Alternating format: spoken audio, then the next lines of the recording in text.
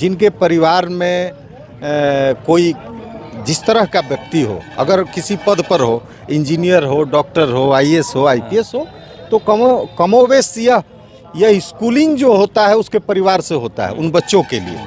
तो स्वाभाविक है कि वह अपने पिता का जो है हेरिडेटिकल, इसको वंशानुगत बात बोलेंगे, तो उसके हिसाब से अगर आने वाली पीढ़ियां या लोग कैरी फॉरवर्ड करते हैं तो इसमें हर्ज क्या है। तो पढ़ के बनते हैं, मगर यहाँ तो प्रोजेक्ट कर दिया जाता है ना कि हम विधायक हैं, सुनिए, देखिए, हम चुनाव नहीं लड़ रहे हैं, अपने बेटे को उतार रहे हैं। देखिए, ह्यूमन नेचर है और उसको आप बदल नहीं सकते, हम बदल नहीं सकते हैं।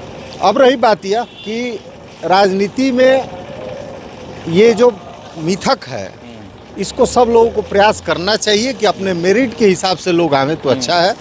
अगर का बेटा है, अगर वास्तव में वह नेता है, अगर वह काम करके, जन सेवा करके, अपने को स्थापित करके और प्रमाणित करके आता है, तो वो स्वागत योग्य। विधायक राहुल तिवारी भी यहाँ पर पहुँचे हुए थे, उन्हीं के द्वारा उद्घाटन किया। जी जी जी जी, निश्चित हमारे क्षेत्र के लोकप्रिय सम्मानित विधायक हैं और जो यहाँ के व्यवस्थापक, जिन लोगों ने लाइब्रेरी खोली है और वह शाहपुर विधानसभा क्षेत्र में आता है, करनामेपुर में आता है, तो निश्चित है कि उनके द्वारा उद्घाटन किया जाना।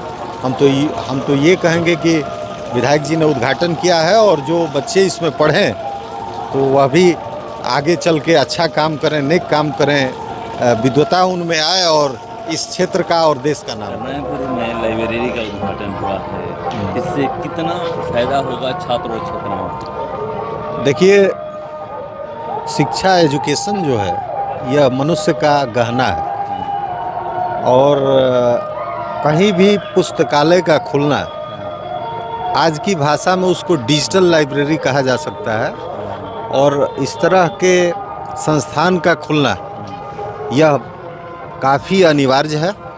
और साथ ही साथ हमारे करनामेपुर जो कि दियारांचल का हार्ट है और यहाँ यह डिजिटल लाइब्रेरी खुली है आज, इसके लिए उन लोगों को बधाई और धन्यवाद जिन लोगों ने एक शिक्षा के लिए इस तरह का प्रयास किया। और आने वाले दिनों में इस लाइब्रेरी से हमारे क्षेत्र के सभी होनहार बच्चों को शिक्षा मिलेगी, ऐसी आशा और भावना हमारी है और शुभकामना है। बिहार में 4 सीटों पे उपचुनाव हो रहा है जी, 3 पे महागठबंधन का कब्जा रहा है, 1 पे एनडीए का कब्जा रहा है। जी जी, क्या लगता है कि अब लोग सीट जो 3 है आप बचा पाइएगा? सुनिए ना, बचाने की बात नहीं है, महागठबंधन मजबूत स्थिति में है और जहाँ भी उपचुनाव हो रहे हैं वहाँ के जो वोटिंग पैटर्न्स हैं और जो आज का पॉलिटिकल नॉर्म्स है उसके हिसाब से हम ये दावे के साथ कहेंगे कि सारे उपचुनाव जो हमारे यहाँ बिहार में हो रहे हैं उसमें हम लोग जीत दर्ज करेंगे, बहुमत से जीत दर्ज करेंगे। जी जी, एकदम। लोग भी दावा कर रहे हैं। सुनिए ना, दावा हर एक लोग अपना अपना पक्ष रखते हैं और हम जो अपना पक्ष रख रहे हैं, तो तीन तो आप ही बता रहे हैं कि हमारे पहले की सीट है और 1 जीतना बाकी है, तो 3 तो ऑलरेडी पहले से हम सीटिंग रहे हैं। वहाँ पर बचाने की भी ना जिम्मेवारी होती है, कैसे बचाएं? देखिए ना, वहाँ पर मैं बता दूं, जहाँ चुनाव हो रहे हैं वहाँ के जो रिप्रेजेंटेशन करने वाले लोग थे उन्होंने काम किया है। और जो आज निश्चित रूप से ये कहा जाएगा कि 2 ध्रुवों का चुनाव है, एक तरफ हमारा महागठबंधन है और एनडीए है, तो जो एक वोटिंग पैटर्न है, जो लोगों में उत्सुकता है वोटिंग को लेकर के, तो वह हमारे महागठबंधन के पक्ष में होगी और निश्चित रूप से हमारी जीत दर्ज होगी। बिहार में सबसे ज़्यादा जाति देखी जाती है। जी, सुनिए ना, बिहार की बात ये नहीं है, हम इसको कमोवेश ये माने कि यह ऑल ओवर इंडिया लेवल पर जाति यह एक फैक्टर है डेफिनेटली, और इसको तोड़ना किसी भी राजनीतिक व्यक्ति और राजनीतिक दल के लिए ये कठिन विषय है। इसलिए इसको एकदम ये माना जाए कि यह इसका इम्पैक्ट कहीं ना कहीं चुनाव पर होता है, और उस दृष्टिकोण से भी हमारा महागठबंधन मजबूत स्थिति में है और हम इसको लेकर के आशान्वित हैं कि हम चुनाव जीतें। प्रशांत किशोर तो कह रहे हैं, देखिए चाहे एनडीए हो या फिर इंडिया गठबंधन हो, दोनों तरफ से परिवारवाद है। जी जी, देखिए, परिवारवाद जहाँ डायनेस्टी की बात आती है, मैं ये समझ नहीं पा रहा हूँ कि आखिर चर्चा कब तक चलेगी। अगर इसको इस तरह से माना जाए कि पहले की ऐतिहासिक तथ्यों में जब हमारे यहाँ राजतंत्र हुआ करता था तो राजा का बेटा राजा था, और जब से लोग डेमोक्रेसी आई पूरे वर्ल्ड में और हिंदुस्तान में, तो उस परसेप्शन को तोड़ने के लिए ही इस लोकतंत्र की स्थापना हुई। अब रही बात ये कि कमोवेश ये देखा जाता है कि जिनके परिवार में कोई जिस तरह का व्यक्ति हो, अगर किसी पद पर हो, इंजीनियर हो, डॉक्टर हो, आईएएस हो, आईपीएस हो, तो कमोवेश यह स्कूलिंग जो होता है उसके परिवार से होता है उन बच्चों के लिए। तो स्वाभाविक है कि वह अपने पिता का जो है हेरिडेटिकल, इसको आप वंशानुगत बात बोलेंगे, तो उसके हिसाब से अगर आने वाली पीढ़ियां या लोग कैरी फॉरवर्ड करते हैं तो इसमें हर्ज क्या है। तो पढ़ के बनते हैं, मगर यहाँ तो प्रोजेक्ट कर दिया जाता है ना कि हम विधायक हैं, सुनिए, देखिए, हम चुनाव नहीं लड़ रहे हैं, अपने बेटे को उतार रहे हैं। देखिए, ह्यूमन नेचर है और उसको आप बदल नहीं सकते, हम बदल नहीं सकते हैं।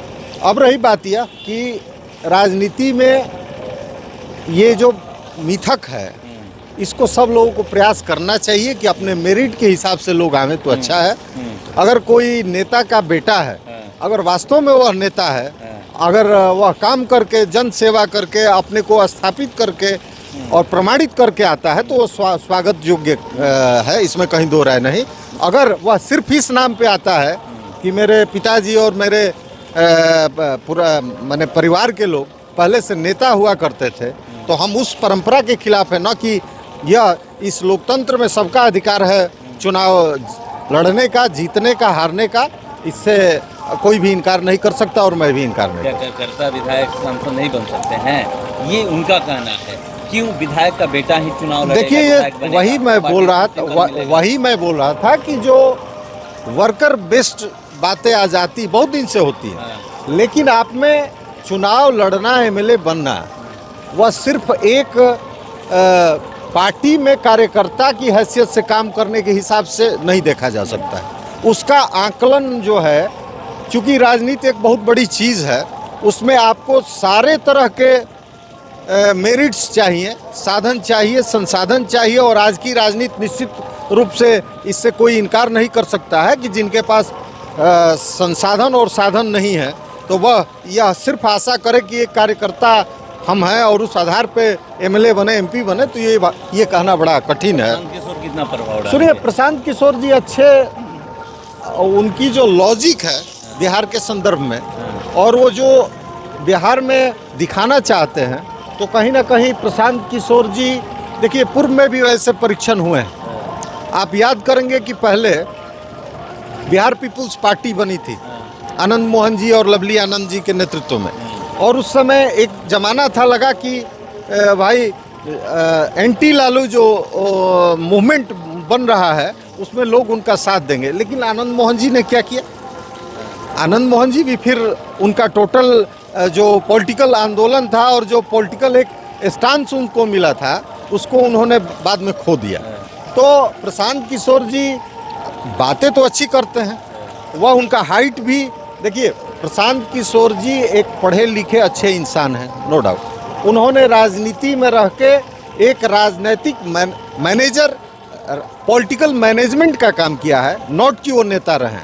और अब आने वाले चुनाव में, आने वाले दिनों में प्रशांत किशोर जी का यह लिटमस टेस्ट होगा कि वह चुनावी राजनीति में कितना अंक हासिल कर पाते हैं, यह देखने की बात है। और बहुत सारे प्रेस कॉन्फ्रेंस में उनको भाषणों को हम लोगों ने भी कभी सुना है या सुनते रहते हैं। तो संभावनाएं राजनीति में आती जाती रहती हैं, लेकिन प्रशांत किशोर जी का अभी कोई, हमको नहीं लगता कोई भविष्य है बिहार में।